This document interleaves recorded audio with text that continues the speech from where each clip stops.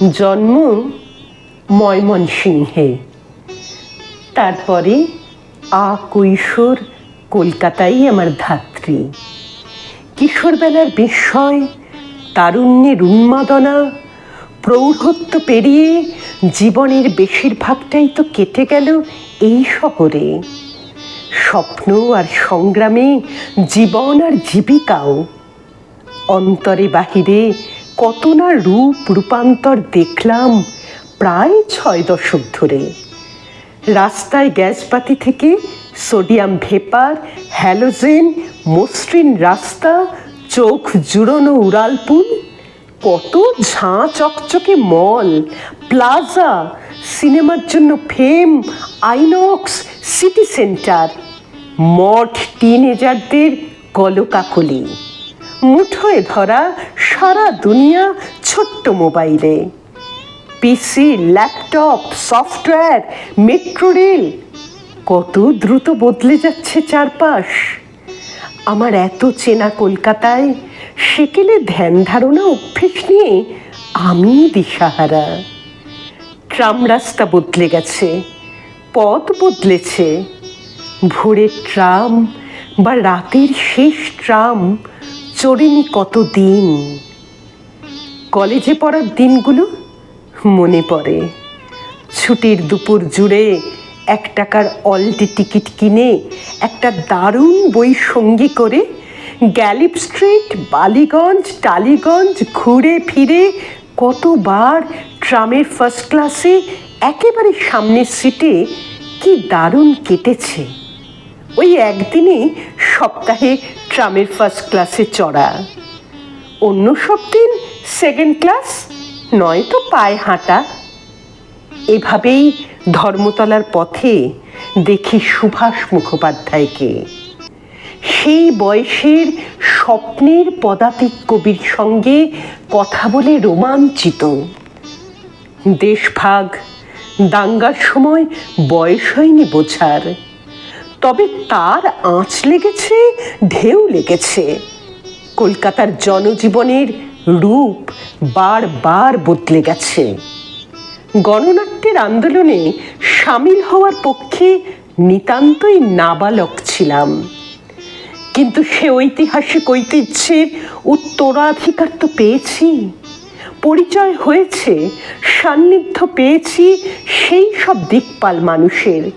সলিল চৌধুরী, দেবব্রত বিশ্বাস, সুচিত্রা মিত্র, হেমন্ত মুখোপাধ্যায়, হেমাঙ্গ বিশ্বাস, শম্ভু মিত্র, তৃপ্তি মিত্র, জ্যোতিরিন্দ্র মৈত্র।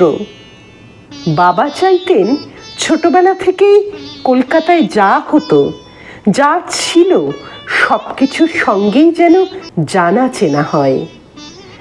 দিলীপ কুমার রায়ের গান শুনেছি, নিউ এম্পায়ারে দেখেছি বহুরূপীর নাটক, পিসি সরকার, গগিয়া পাশার ম্যাজিক, ইডেনে উদয়শঙ্করের গৌতম বুদ্ধ, ফুটবল, ক্রিকেট, ময়দানে হলিডে অন আইস, মেট্রো লাইট হাউসে টারজানের সিনেমা, মিলিটারি টাট্টু, কিছুই বাদ যেত না। চৌরঙ্গি পাড়া ঝলমল করত ইন্দ্রপুরীর মতো। সবুজ দোতলা বাস চড়ে কত মজা। কলকাতা যেন রহস্য রোমাঞ্চে ভরা আশ্চর্য নগরী। গড়ের মাঠে বিস্তীর্ণ সবুজে চোখ জুড়িয়ে যেত। বাবার সঙ্গে পরিচয়ের সূত্রে আমাদের বউবাজারের বাড়িতে একবার সারা রাত সেতার বাজিয়েছিলেন রবি শঙ্কর, সঙ্গে তবলায় ছিলেন জ্ঞানপ্রকাশ ঘোষ। আমি তখন ক্লাস 4-এ পড়ি। স্কুল জীবনের শেষের দিকে স্বল্পদিনের সান্নিধ্যে এসেছিলাম শিশির কুমার ভাদুরীর, আবৃত্তি শুনিয়েছিলাম তাঁকে।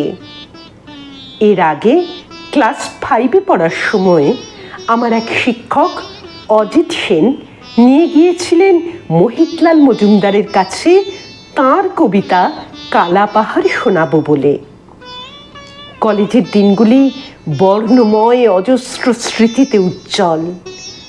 60-এর গোড়ায় পার্ক সার্কাস ময়দানে প্রথম পিট সিগারের গান শোনা, রবীন্দ্র জন্মশতবর্ষে আমার অধ্যাপক কবি বিষ্ণুদের স্নেহাশীর্বাদে কনিষ্ঠ এক সংস্কৃতি কর্মী হিসেবে কত যে অমূল্য অভিজ্ঞতা।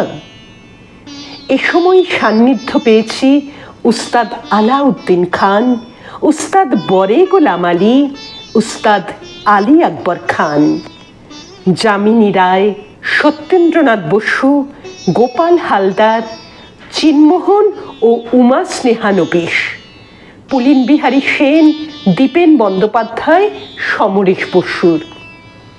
কিন্তু কই সেই আগের মানুষ কই? বিনা আমন্ত্রণে বা না জানিয়ে কারো বাড়ি যাওয়ার ব্যাপারটা দ্রুত বিশ্বাসযোগ্যতা হারাচ্ছে। না না, আমার এই শহরের রাস্তায় বিপন্ন অসহায় কেউ ঠিক ঠিকানায় পৌঁছে দিতে এখনো তো হাত বাড়িয়ে দেয় সম্পূর্ণ অচেনা কেউ। আমার নিজের জীবনেই তো এমন অভিজ্ঞতা হয়েছে কতবার। এই শহরেই তো আমার প্রেম, কত স্বজন হিতৈষিনী। আমার এই শহরে একটু একটু করে বেড়ে ওঠার পরতে পরতে ভালোবাসার ঋণ আমারও তো কম জমেনি। কলকাতার আকাশ রেখা নিয়ত বদলাচ্ছে, ছোট হচ্ছে আকাশ, কমছে সবুজ, কংক্রিটের জঙ্গলে আর তেমন আসছে না চেনা পাখিরা। তবুও আমার ঘরের জানলার পাশে রাধাচূড়া গাছে রোজ ভোর রাতে আমার ঘুম ভাঙিয়ে দেয় দোয়েল, পূর্ণিমায় ডাক দেয় পূর্ণ চাঁদ। বাকি জীবনে এটুকু বেঁচে থাকলেই বেঁচে যাব।